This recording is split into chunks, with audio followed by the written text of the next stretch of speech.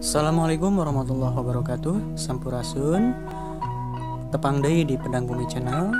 Dina kesempatan ieu simkuring bade benarkeun ngeunaan ragam atap rumah Sunda atanapi ragam suhunan imah Sunda. Suhunan nu kahiji nyaeta tagog anjing.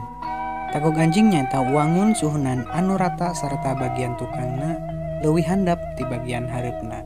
Dipapandekeun kan anjing anu keur ngajogo.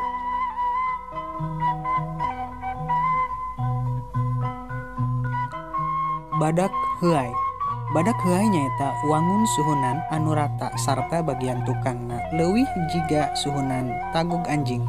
Ngan di bagian hareupna make sorondoi deui. Nepi ka katembongna ti gigir dipapandekeun kana badak nu keur heuai. Capit gunting. Capit gunting nyaeta wangun suhunan anu dina tungtung payun tur pengker suhunan make kai atau awi anu dipasangkeunana nyilang di bagian luhurna sapertos gunting. Suhunan jolopong. Suhunan jolopong nyaeta wangun suhunan anu tungtungna teu make jure, sok disebut oge suhunan panjang. Parahu kumureb.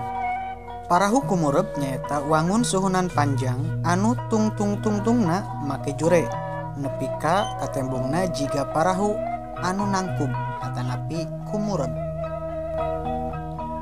Mung sakitu pedaran ngeunaan ragam atap rumah Sunda atanapi ragam suhunan imah Sunda. Mugia aya mangpaatna, hapunten bilih aya kalepatan.